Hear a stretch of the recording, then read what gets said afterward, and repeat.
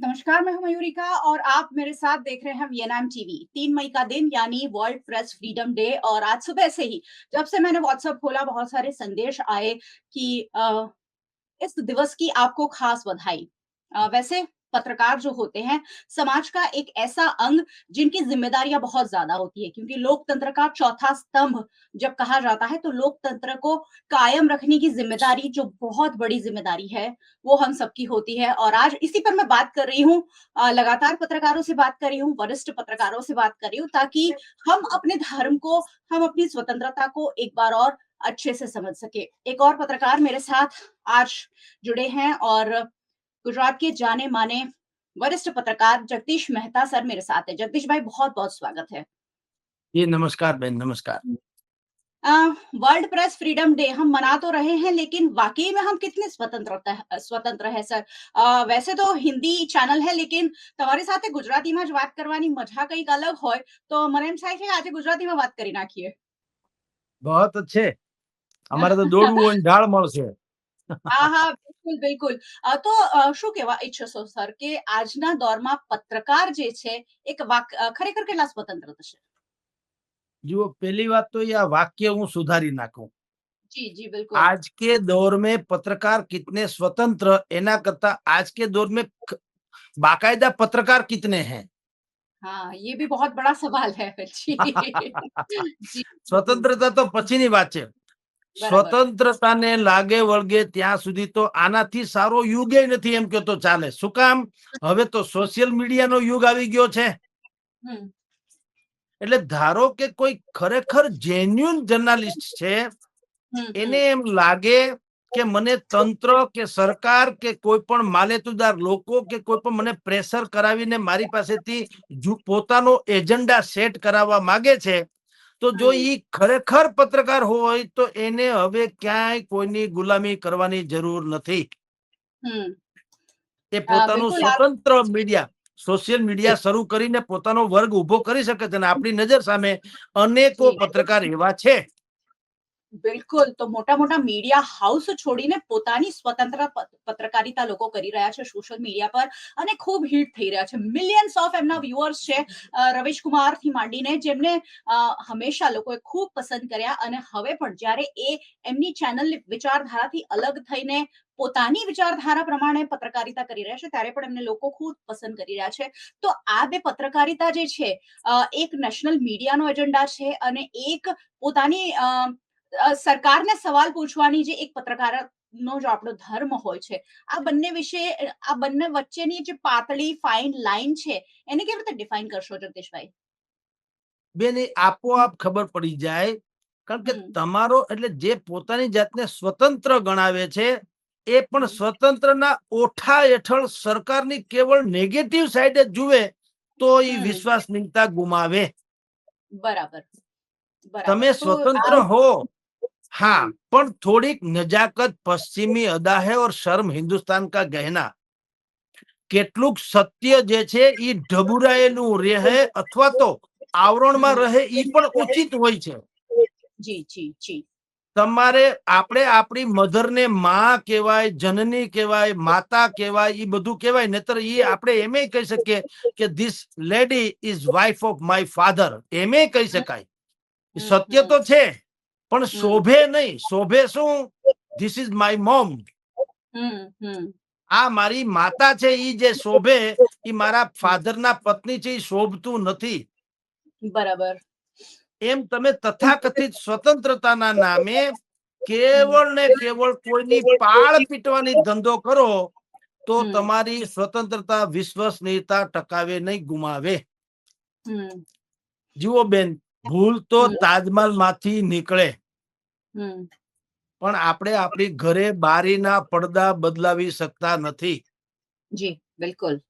એટલે પેલા હमेशा खुदी को कर बुलंद इतना की हर तकदीर को लिखने से पहले खुदा पूछे હમ, बता दे बंदा तेरी रजा क्या है।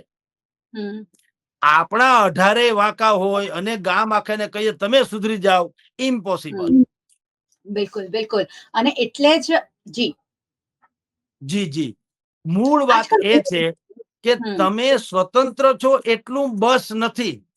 હમ, તમે વિશ્વસનીય હોવું જોઈએ. હમ જુઓ, વાઘ તો મેં કીધું તેમ વાઘ બેન આપણે બધા જ માટીના પૂતળા છીએ, એટલે વાઘ હમ તો નીકળવાનો જ. આપણે ભગવાનની જેમ પૂર્ણ પુરુષોત્તમ નથી. હું બોલવામાં સારો હોઉં તો વર્તનમાં ખરાબ હોઉં, હમ વર્તનમાં સારો હોઉં તો એકેડેમિકલી ખરાબ હોઉં. હમ અમુક વિષય મારા ફેવરિટ છે તો અમુકમાં મને ટપ્પો ન પડતો હોય. હમ તો આ બધી સંભાવનાઓ છે. એટલે સરકારમાં માત્ર ને માત્ર તમે ખામી કાઢો તો તમારે હમ એક વસ્તુ, જે તથાકથિત સ્વતંત્ર પત્રકારની બેન હું વાત કરું છું, એને એમે સમજવું જોઈએ ને કે જે તમારી દ્રષ્ટિએ તમે સરકારને નકરી ખામી ભરેલી જુઓ છો, છતાં એની જોડી મતથી કેમ ભરાઈ જાય છે હમ એ પણ જોવું રહ્યું ને. જી. તો એક ભાઈ ડોક્ટર પાસે ગયા ને એને કીધું કે મને આખે હમ આખું શરીર દુખે છે, આખે આખું શરીર. હમ એ કે કઈ રીતે હોઈ શકે? આવું ના હોય. અરે કે તમે જ્યાં હું અડું, જ્યાં પણ અડું ત્યાં મને દુખાવો થાય ભયંકર. હમ ડોક્ટરે તપાસ કરીને કીધું તારી આંગળીમાં જ ખામી છે, શરીરમાં નહીં. બરાબર બરાબર. આ પ્રોબ્લેમ છે બેન, કે હમ તમે એક જ સાઈડ જોવાની કોશિશ કરશો. હમ તમે જુઓ, આપણને હમ આપણી માં કેમ કદરૂપી નથી લાગતી ક્યારેય? હમ માં હમ રૂપાળી શું કામ લાગે? ગમે તેવા હોય તો માને કોઈ દિવસ આપણે કહીએ છીએ કે તમે મેકઅપ કરીને આવજો તો તમે રૂપાળા લાગશો? માં ગમે તેવી હોય તો રૂપાળી શું કામ લાગે? તમારી દ્રષ્ટિ એવી છે. જી જી. તમને મામાં બીજું કાંઈ સૌંદર્ય હોતું જ નથી, એની મમતા જ એક સૌંદર્ય છે. હમ એમ તમે સરકારમાં પણ કે બીજા કોઈ બાબતમાં, સમાજમાં હમ સારું અને ખરાબ બેયને સ્વતંત્ર રીતે મૂલવો, તો હમ તમારે સ્વતંત્રતા દિવસ ઉજવવાની જરૂર ન પડે, આજીવન ઉજવણી થતી રહે. બિલકુલ. આજે આપણે એક ખાસ દિવસ તો ઉજવી રહ્યા છીએ, પણ તમે બહુ મોટો સવાલ અહીંયા મારા પાસે મૂકી દીધો કે આજે આપણે पत्रकारों કેટલા છે? तो ये बहुत बड़ा सवाल है कि पत्रकारिता का जो धर्म है वो कहीं ना कहीं हम चूकते जा रहे हैं या दिशा से थोड़े से भटकते जा रहे हैं। जैसे जगदीश भाई ने कहा कि आपको सिर्फ सरकार की पॉजिटिव या सरकार की नेगेटिव दोनों चीजों को जब बराबर करके देखे, जो है एज इट इज देखे, वो पत्रकार है। सर, आजकल સવાલ પૂછવા પર ઘણી બધી પાબંદીઓ હોય કે એવું લાગતું હોય કે સરકાર હવે પત્રકારોને સવાલ નથી પૂછવા દેતી, સરકાર જવાબ આપવા નથી માંગતી. તો આવું સરકારે નરેશન સેટ કર્યું છે કે આપણે પત્રકારોએ જાતે જ માની લીધું કે ના, આ સરકાર તો જવાબ નહીં આપે? હજી હું આમાંય ડિફર થઈશ. જી. આ જ સરકારી તંત્ર જે તે મીડિયા હાઉસને પૂછે હમ કે તમે પત્રકારોના માનદ વેતન જે નક્કી ધારાધોરણ પ્રમાણે થયા છે તમે આપો છો કે કેમ? હા કે ના? હમ હમ આપશે કોઈ જવાબ? નહીં, બિલકુલ નહીં આપે. તો પછી તો આપકા ખૂન ખૂન હમારા ખૂન પાની. હમ કેટલીક બાબતો એવી છે, એ તમારે અન્ડરસ્ટેન્ડ કરવા જેવી વાત છે. જી. તમારે બધું પૂછી લેવું છે. તમને કોઈ પૂછે તો નથી ગમતું. જેટલા હમ મોટા મોટા મીડિયા હાઉસીસ છે એને હમ પૂછે કોઈ કે 7મું 8મું કે જે કોઈ પગાર પંચ છે, પત્રકારોનું વેજ જે હમ આપવામાં આપ્યું છે એ હમ પ્રમાણે તમે કોઈને પત્રકારોને પગાર આપો છો કે કેમ? હમ બધા કોન્ટ્રાક્ટ બેઝ ઉપર રહે છે, રાજીનામા માગી લે છે, ગમે ત્યારે કાઢી મૂકે છે, નોટિસ ફટકારે છે, કેસ લડવા પડે છે, અને હરામ બરોબર કોઈ કેસ જીતે તો ઈ જીતે ત્યારે એને કઈ ખપનું ન હોય ત્યારે જીતે. તો આ પણ આપણી ખામી છે કે નહીં? હા કે ના? સરકાર આવું પૂછે તો કયો પત્રકાર કહે છે કે હા ભાઈ, આ અમારા ગ્રુપમાં ખામી છે? ઈ ખામી જવા દો. એક પણ એવું ન્યૂઝ ગ્રુપ, મીડિયા ગ્રુપ એવું બતાવો, ઈ છાતી ઠોકીને કહી દે અમે કર્મચારીનું શોષણ કરતા નથી. બરાબર તો છે. તમારે તમે જાહેરાત લેવા માટે થઈને સમાચારો સાથે સમાધાન કરો છો કે કેમ? હા કે ના? તો ઈ તમારા કાળા ધોળા નથી. જી, પછી બિલકુલ.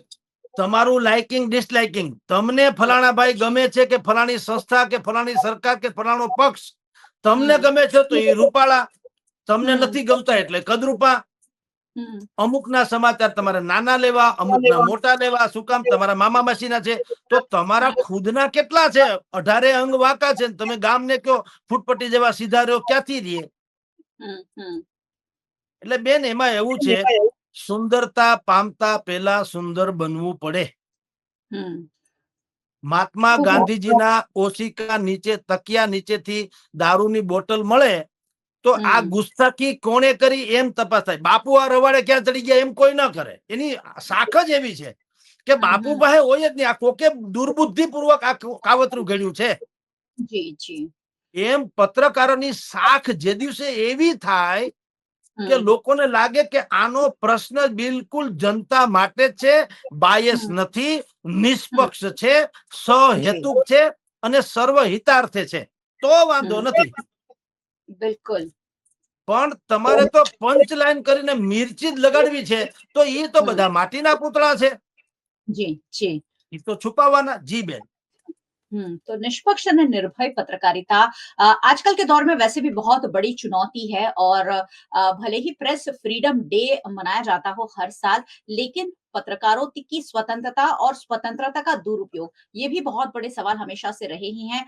जगदीश मेहता गुजरात के जाने माने पत्रकार, और जगदीश भाई जब आज इस खास दिवस पर मेरे साथ है तो जरूर पूछना चाहूंगी सर, आजकल બધા ચેનલોને બંધ સરકાર કરી રહી છે, એના વિશે કઈ કહેશો કે સરકાર હવે સીધી તરાપ પણ મારી રહી છે કે તમે જે બતાવો છો એ સરકારને કદાચ પસંદ નથી તો તમારું મીડિયા હાઉસ કે તમારું પેપર જે હોય એ બંધ થઈ શકે છે? ના બેન, એમાં એમાં થોડુંક ફેરફાર છે. હમ એવું નથી કે જેની ઉપર પ્રતિબંધ નથી એ હમ બધી જ ગોદી મીડિયા છે, એવું નથી.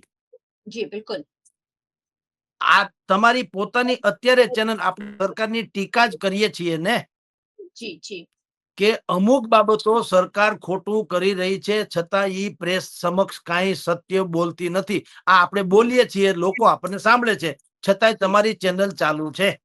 જી બિલકુલ, અને 26 વર્ષથી ચાલુ છે. પણ બરાબર, કારણ હમ શું છે? અમારે ગુજરાતીમાં કહેવાય છે, આપણી કહેવાની જે પદ્ધતિ છે ને ઈ પ્રમાણે હોય તો કઈ વાંધો નથી. જી આપણે જી ગુજરાતીમાં કહે છે, કાણાને કદી કાણો ન કહીએ, ખોટું લાગે વેણ, હળવા હમ રહીને પૂછી લઈએ કેમ ખોયા નેણ. બરાબર સરકારને શાલીન ભાષામાં પણ પ્રશ્નો પૂછી શકાય, હમ પણ તમારે કેવળ ને કેવળ પંચલાઈન જ કરવી છે. એવી જે કેટલીક યુટ્યુબ ચેનલ થી માંડીને બાકીની હતી હમ એની ઉપર પ્રતિબંધ લાદી દેવામાં આવ્યો છે. આજની તારીખે જે મેઇન સ્ટ્રીમ મીડિયા જે છે, ટીવી ના જી પડદે આપણે જોઈએ છીએ, ઝી ટીવી છે, આજ તક છે, સ્ટાર ન્યૂઝ છે, તમારી છે, ગુજરાતીમાં પણ અનેકો ચેનલ છે, વી ટીવી હમ થી માંડીને TV9, હમ બધું જ છે. ક્યાંય હમ કરતા ક્યાંય તમને નકરા મોદી સરકારના મંજીરા વગર એવું નથી. હમ એમાંય ટીકા ટિપ્પણ આવે જ છે, અને જી એ જ તો જી સાચામાં સાચું લોકતંત્ર અને સાચું હમ જર્નલિઝમ પણ એ છે કે સારું હોય અને સારું કહેવાનું, ખરાબ હોય ને ખરાબ. ગંગા નદી પવિત્ર છે એટલે ગંગાની ગંદકી પવિત્ર ન હોય. ગંદકી હમ ગંદકી હોતા હૈ, બિલકુલ તો બિલકુલ કોઈને વાંધો ન હોય. હમ પણ તમારે કેવળ ગંદકીના આધારે જ ગંગાનું નિરીક્ષણ કરવું હોય તો તમારી દ્રષ્ટિમાં ખામી. હમ તમારે ગંગાઈ જોવી પડે ને.